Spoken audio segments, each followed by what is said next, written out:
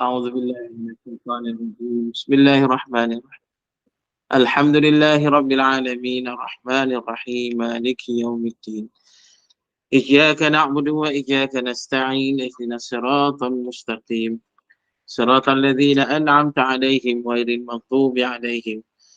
المغضوب عليهم ولا الضالين. بسم الله الرحمن الرحيم. السلام عليكم ورحمة الله تعالى وبركاته. Alhamdulillah, alhamdulillahilladzi nazzala al-furqan ala 'abdihi liyakuna lil 'alamin nadhira walladzi arsala rasulahu bil huda wa dinil haqq lidhhirahu 'ala ad-din kullihi walau karihal kafirun. Ashhadu an la ilaha illallah wahdahu la syarika lah wa ashhadu anna Muhammadan 'abduhu wa rasuluh. Allahumma salli wa sallim wa barik ala sayyidil mursalin wa ala alihi wa sahbihi ajma'in. Subhanaka la ilma lana illa ma 'allamtana innaka antal alimul hakim. Wa la hawla wa la quwwata illa billahil aliyyil azim. Rabbi shrah li sadri wa yassir li amri wahlul 'uqdatam min lisani yafqahu qawli, amma ba'd. Ya ibadallah, ittaqullah usikum wa nafsi bittaqwallah faqad fazal muttaqun. Qala Allah Ta'ala fil kitabihil karim, a'udzu billahi minasyaitonir rajim, al-haqqu min rabbik fala takunanna minal mumtarin. Shadaqallahul azim.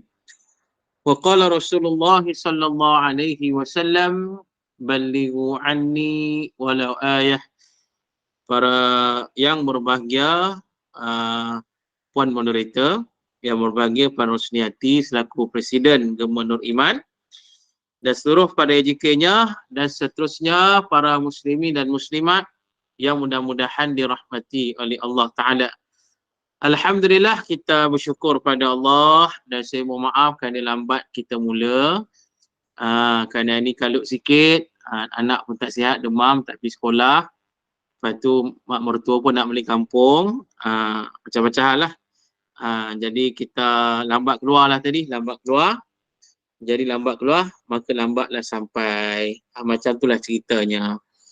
Selalunya awal tak kalut, jadi kalut pasal tak awal. Begitulah lebih kurang. Baik, jadi insyaAllah para muslimin dan muslimat yang dirahmati oleh Allah, kita nak sambung bacaan kitab kita Tafsir Nurul Ihsan jilid yang ketiga. Hari ini kita nak sambung muka surat 123. Muka surat 123 masih lagi dalam surah An-Nur. Baik. Jadi kita nak sambung riwayat hadis yang sahih, riwayat Imam Al-Bukhari yang berkait tentang peristiwa hadis Al-Ifki ataupun khabar Al-Ifki. Yang ini Al-Ifki maksudnya cerita dusta. Cerita dusta, tuduhan dusta terhadap Sayyidatina Aisyah radhiyallahu anha. Jadi nak sambung bacaannya muka surat 123.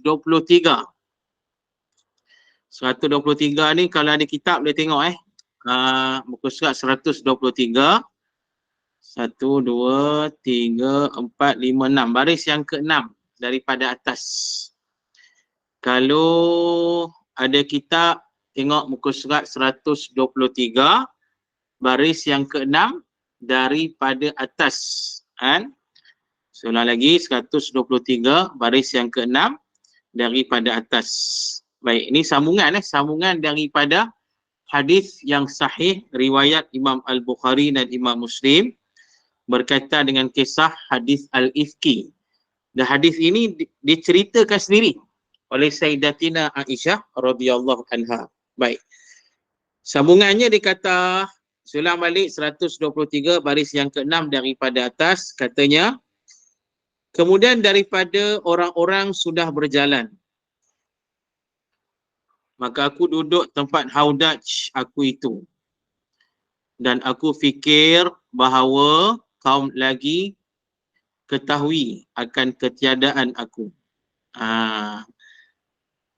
Maka mereka itu balik cari aku. Baik, apa cerita ni?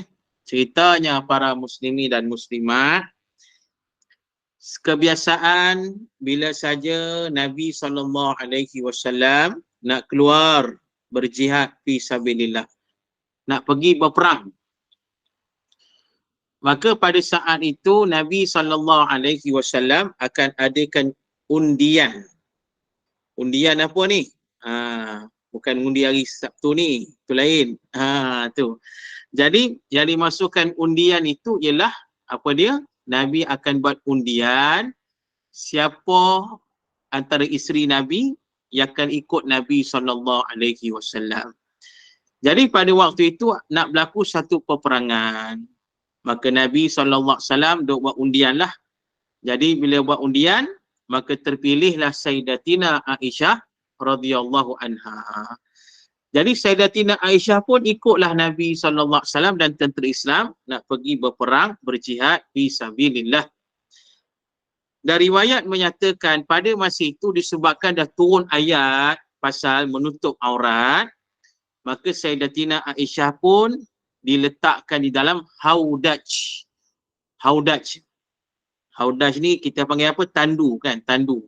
Iaitu benda yang diletak di atas belakang apa? Belakang unta. Dan apa, Aisyah duduk dalam tandu tersebut. Boleh bayang kan? Tandu kan? Tahu kan? Tandu. Haudaj.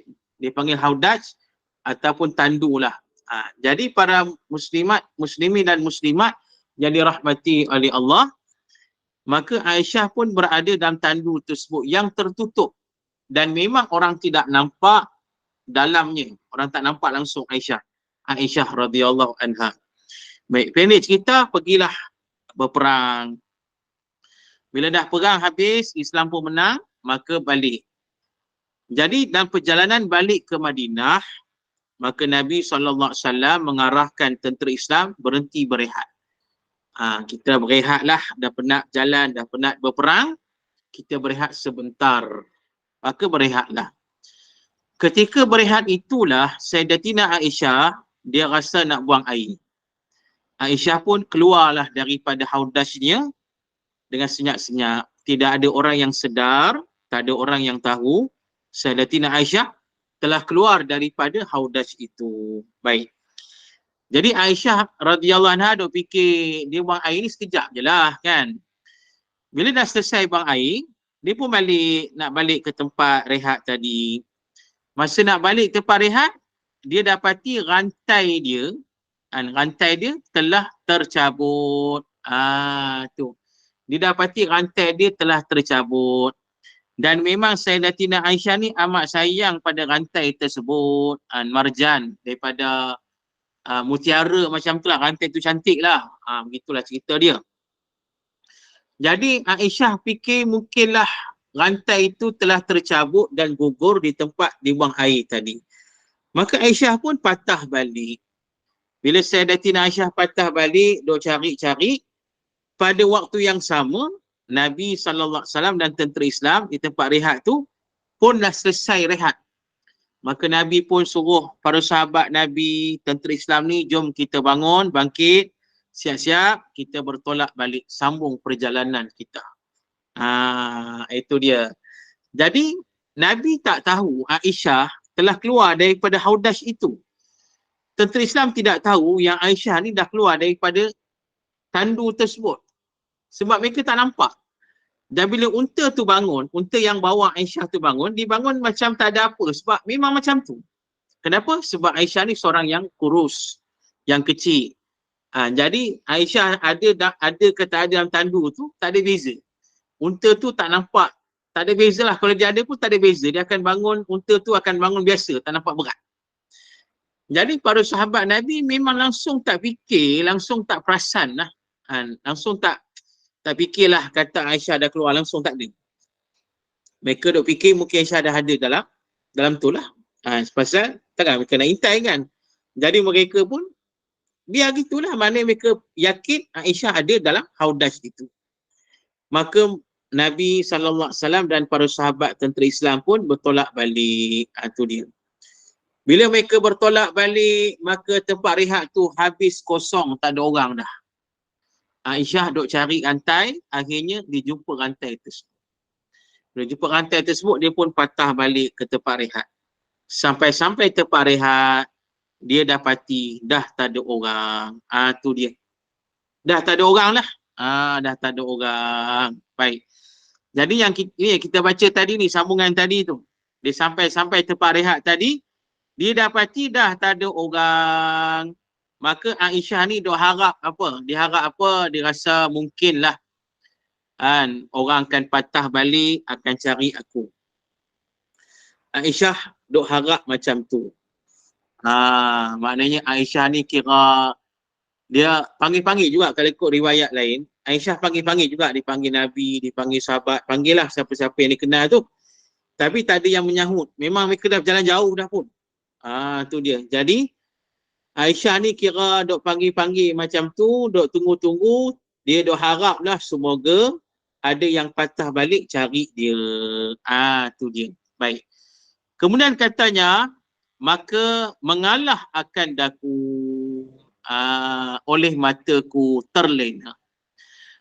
Aisyah kata apa? Duk cari, duk tunggu ni. Akhirnya Aisyah kata dia pun letih lah. Letih, yelah, dah balik berperang tadi, letih dah. Duk pergi buang air lagi, duk cari rantai lagi, letih lah. Panas terik ni. Duk tunggu orang ni letih, duk cari. Panggil orang pun tak menyahut, letih dah. Maka letih ni akhirnya Aisyah pun terlena di atas batu. Terlena ni tertidurlah di atas batu yang besar. Baik. Okey.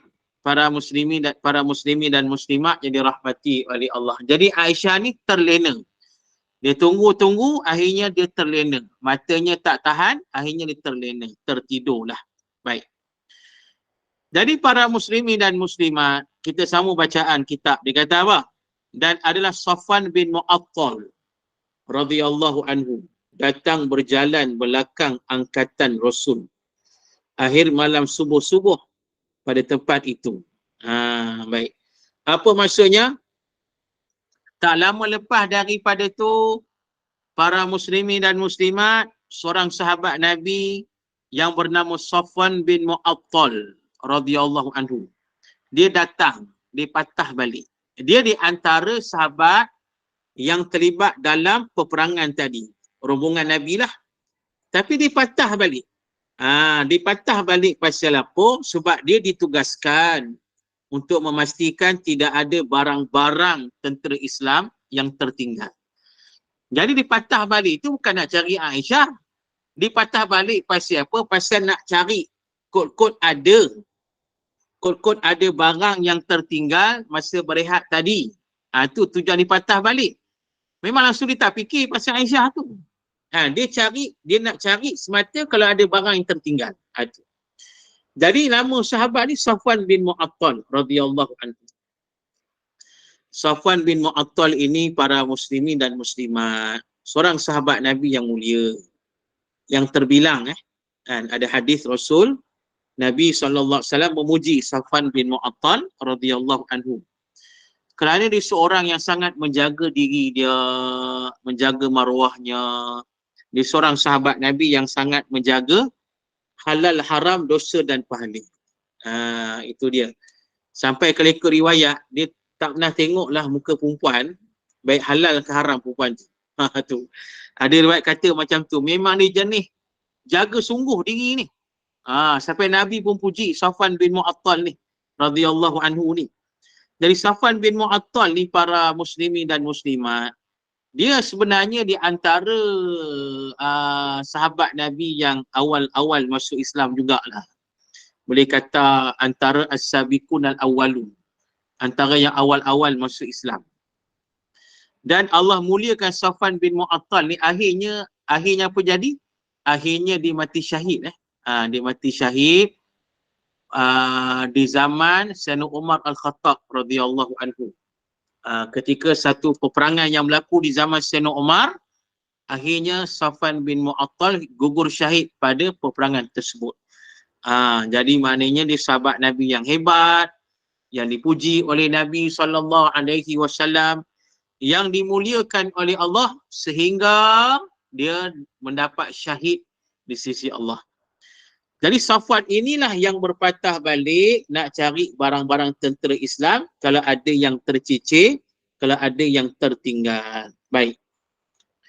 Jadi masa dipatah balik tu, daripada jauh tu dia nampak macam ada benda atas batu, benda hitam. Tu dia. Ada benda hitam atas batu tu. Dia kata sini, pada tempat itu maka lihat dia akan hitam manis lena. Jadi dia nampak benda hitam lah. Dia nampak benda hitam dekat atas batu. Yelah mungkin pakaian Aisyah warna hitam kan.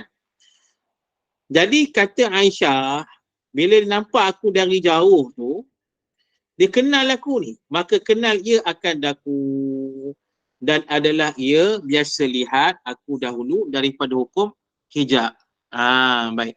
Jadi makin dekat, Safwan makin dekat pada benda hitam tu, dia nak tengok apa dia. Makin dekat, baru dia tahu atas batu tu seorang manusia perempuan tengah tidur. Dan bila dia tengok macam tu, dia tahu ini adalah Sayyidatina Aisyah radhiyallahu anha. Dia tahu. Dia kenal lah. Sebab sebelum turun ayat pasal menutup aurat ni, dia pernah tengok Aisyah tu. Jadi dia kenal Aisyah ni. Dia kenal ini Aisyah ni. Dia tahu. Baik. Seterusnya. Maka mengucap ia, inna lillahi wa inna ilaihi raji'un. Tu dia. Safwan tengok macam tu, yang duk tidur baring ni, ialah Sayyidatina Aisyah. Terus Safwan bin Mu'attal kata, inna lillahi wa inna ilaihi raji'un. Mana terkejutlah, kan? Terkejutlah pasal apa ni, kan? Yalah tiba-tiba Aisyah ada atas batu duk tidur lena macam tu. Terkejutlah. Tu terkejut Safwan ni. Sampai diucapkan inna lillahi wa inna ilaihi raji'un. Tu dia. Kalau kita pun terkejut kan. Duk jalan tengok ada orang atas batu relax kan. Kita pun terkejut. Kadang-kadang pengalaman saya dah duk jalan merata ni, duk highway sana sini ni, malam-malam tu kadang-kadang tu tengah highway divider tengah highway tu yang besar tu, tengah malam kita berada kat lane kanan, dia buat laju ni, tiba-tiba dekat orang kata apa, dekat divider tengah tu ada orang duduk bersila. Dekat tengah highway lah, dia duduk bersila atas batu tu. Ni pengalaman saya sendiri pernah. Terkejut juga kita, nasib baik kita tak melakar sampai, kita buat kita laju kan. Taklah sampai orang kata tak boleh hilang kawalan kan. Taklah rasa macam tu. Tapi terkejutlah. Tiba-tiba ada orang duduk bersila atas batu highway tu, tengah tu. Tengah malam pada masa itu. Tu cerita lama lah. Tapi nak kata, terkejutlah tengok ada orang tidur atas batu tu, relax macam tu.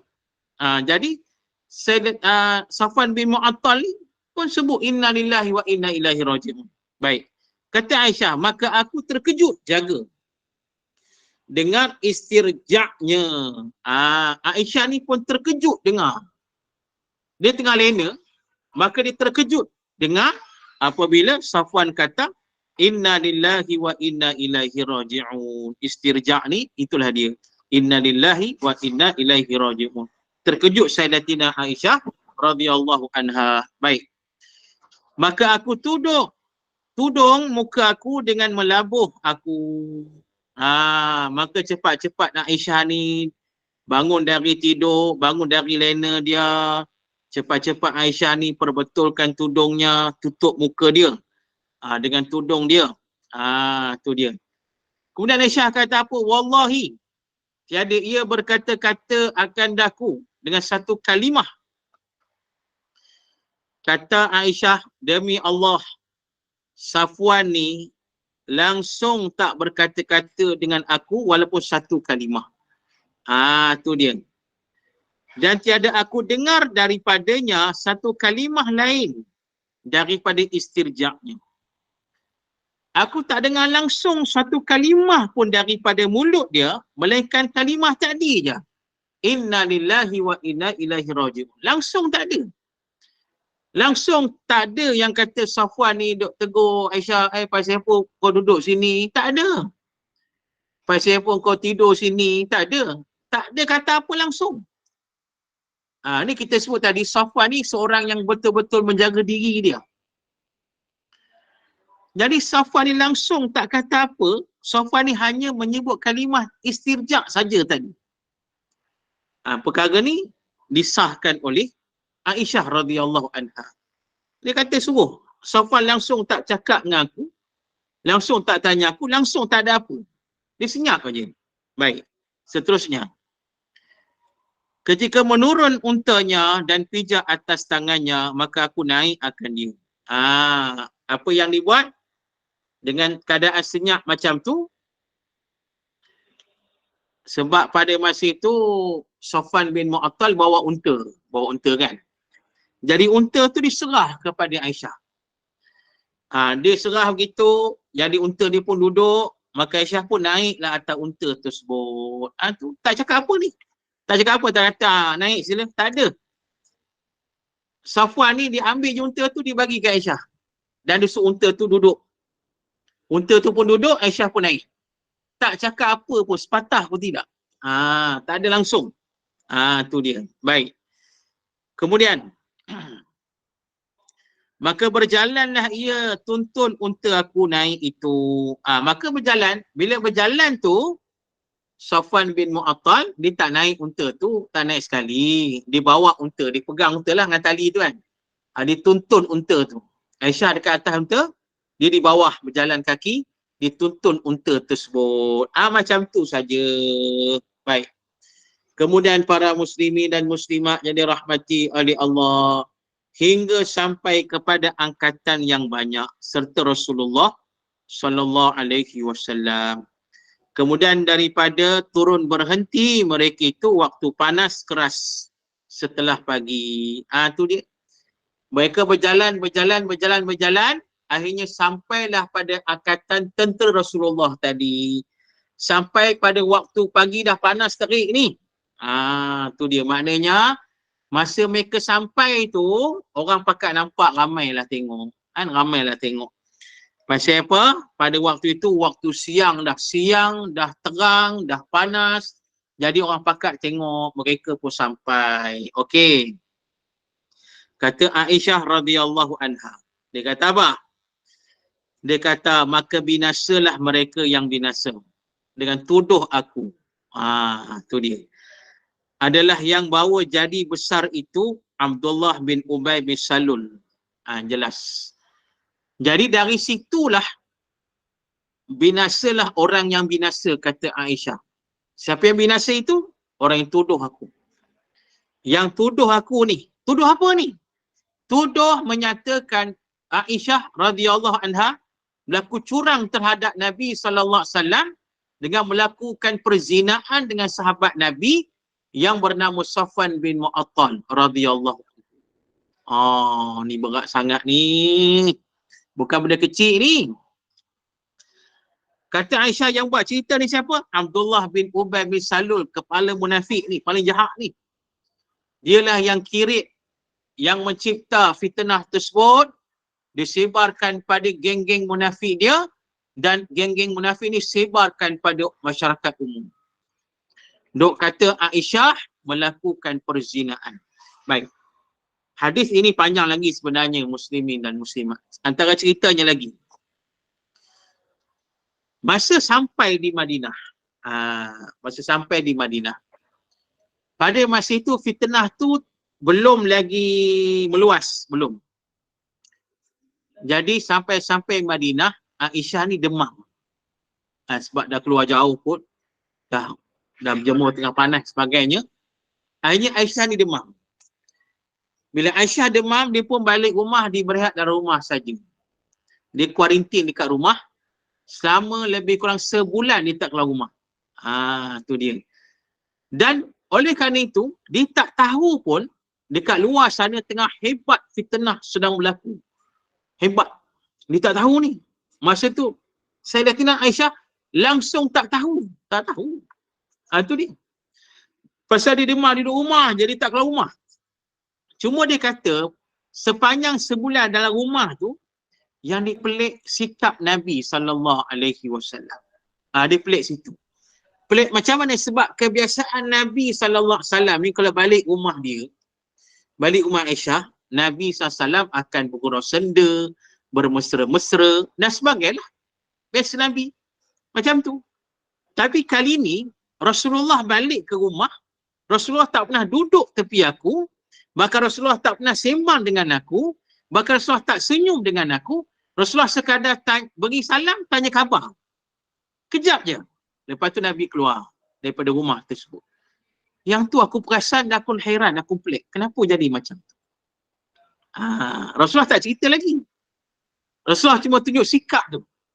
Sikap tersebut. Mana Rasulullah tak duduk sebelah Aisyah, Rasulullah tak bergurau senda, tak senyum dengan Aisyah, tak sembang-sembang dengan Aisyah. Rasulullah hanya bagi salam, tanya khabar. Itu je. Lepas tu keluar. Itu dia. Baik. Dari para muslimin dan muslimat yang dirahmati oleh Allah Ta'ala. Benda ni memang mengherankan Aisyah. Dia tak tahu. Sampailah satu hari, sampai satu hari, dah lebih kurang sebulan ni, dah rumah ni, demam ni. Satu hari ni Aisyah macam sihat sikit. Maka dia ajaklah apa makcik dia. Makcik ni kira apa? Makcik ni kira emak kepada Mistah ataupun Mistah. Mistah ni sahabat Nabi ahli Badar. Sahabat Nabi ahli Badar yang kita sebut dulu. Jadi mak dia, mak Mistah tu, mak Mistah tu. Yang kita cerita antara sahabat yang percaya dengan fitnah tersebut. Tu. Jadi Aisyah ni keluar dengan mak Mistah yang juga merupakan macam makcik Aisyah radhiyallahu anha. Mereka keluar pergi mana? Pergi tandas. Sebab pada masa itu tandas di Madinah masih di luar rumah. Di satu tempat tau. Kalau kita baca hadis tu, Aisyah menceritakan sebelum tandas dibina dalam rumah, di zaman Nabi ni, sebelum tu masih ada lagi zaman jahiliah dulu, yang mana tandas rumah mereka, tandas mereka ialah di luar, dikumpulkan di satu tempat.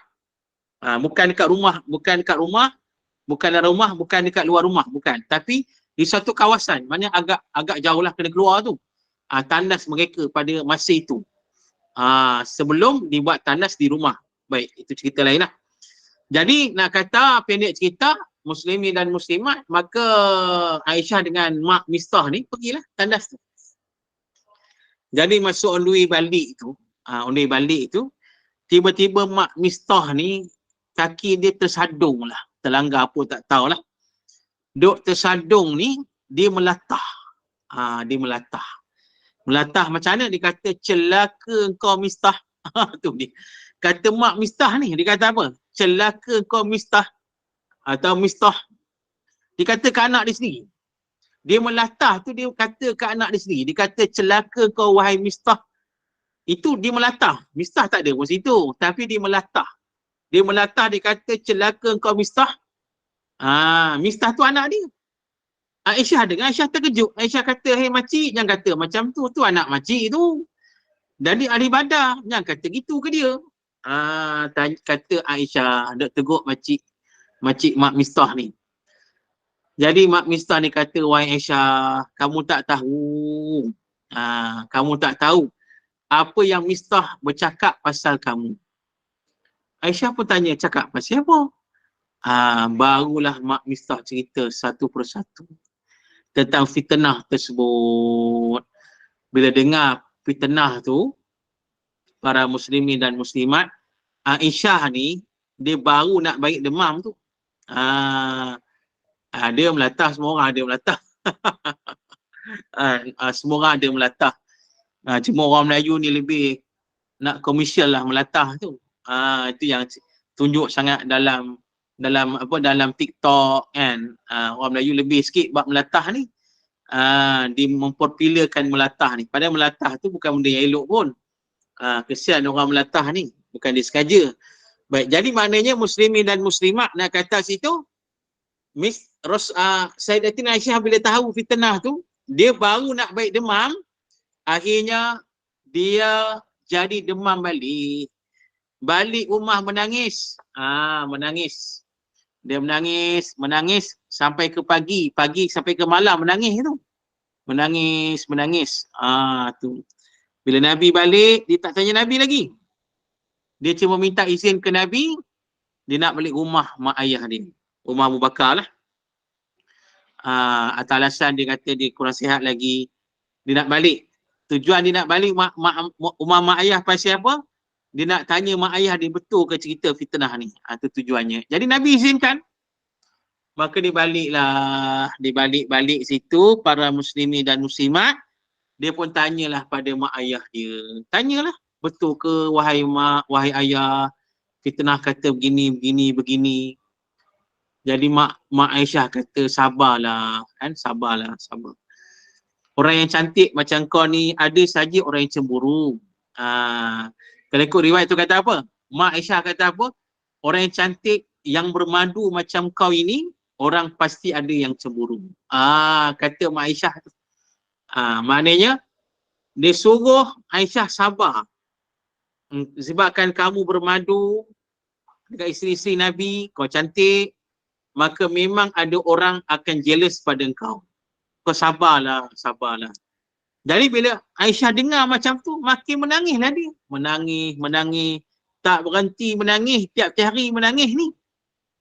Tu muslimin dan muslimat. Tak berhenti menangis. Kan? Sampai mak Aisyah, ayah Aisyah Abu Bakar, duk bimbang takut anaknya kena serangan jantung. Takut pasal apa? Menangis teruk sangat, tak berhenti-berhenti. Okay.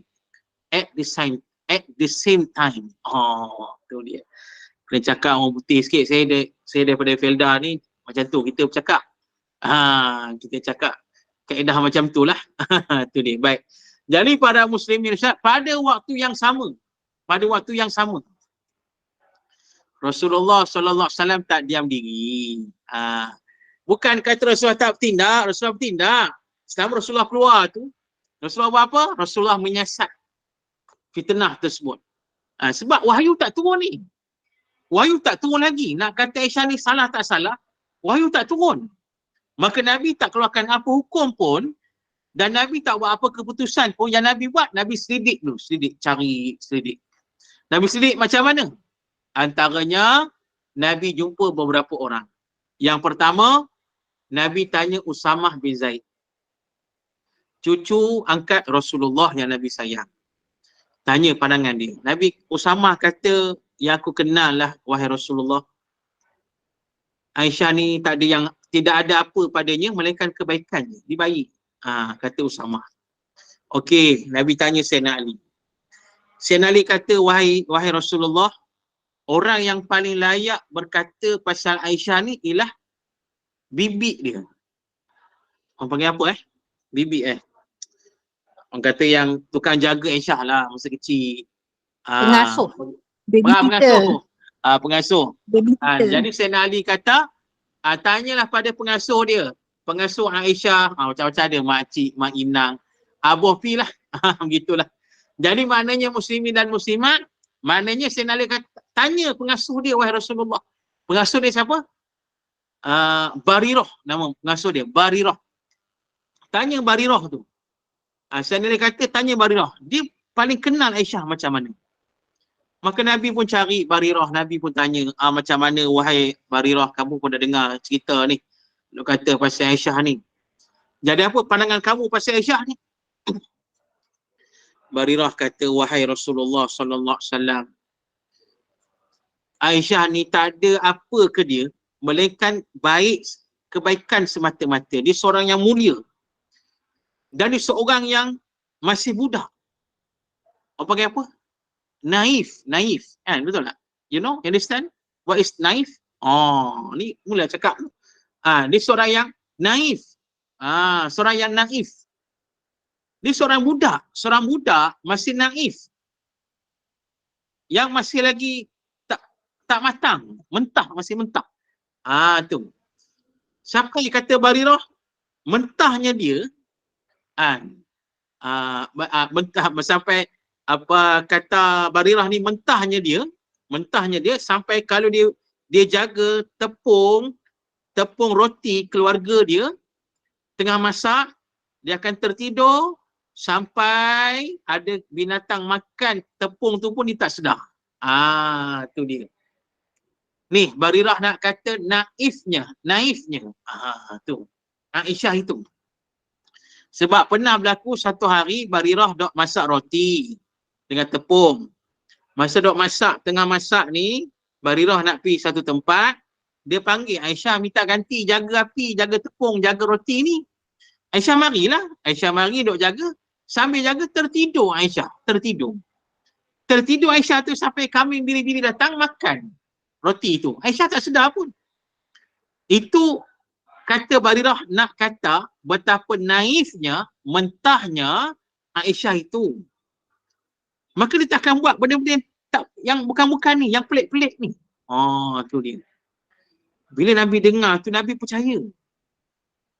Dan memang pada masa itu, para muslimin dan muslimat, Nabi dah buat kesimpulan, Aisyah memang difitnah. Memang dah.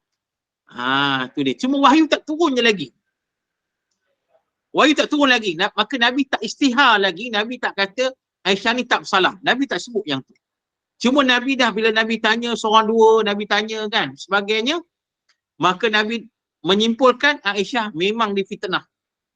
Sampai Nabi ada kata dekat sahabat-sahabat, Nabi kata, siapa di antara kamu yang boleh menghukum munafik yang mencerita fitnah terhadap isteri aku ni, Aisyah. Nabi dah kata gitu dah. Mana Nabi memang tahu, memang Aisyah difitnah. Bila Nabi istihar macam tu, Nabi kata siapa yang boleh hukum? Tangkap orang yang fitnah ni. Jadi ada sahabat Nabi Sa'ad bin Mu'az radhiyallahu anhu ni, dia pemimpin Aus. Dia kata Rasulullah, kalau kaum Aus yang buat, aku akan hukum. Kalau Khazraj pun buat, aku akan hukum. Jadi Khazraj dengar, marah pula. Akhirnya mereka nak gaduh, nak berpecah, Aus dan Khazraj. Sebab fitnah tadi itu punya dahsyat, sampai mereka pun nak bergaduh. Nasib baik Nabi tenangkan. Nabi atas mimbar pada masa itu, ikut riwayat ni cerita panjang lah. Nabi atas mimbar. Sampai mereka bergaduh depan Nabi SAW ni, bergaduh. Bergaduh depan Nabi SAW. Yang Aus kata macam ni, yang Khazraj kata macam ni. Mereka bergaduh di hadapan Nabi SAW. Akhirnya Nabi tenangkan mereka. Nabi tenangkan mereka, Nabi satukan balik mereka. Ni dia. Betul lah bahaya fitnah ni, muslimin dan muslimat yang dirahmati oleh Allah Ta'ala.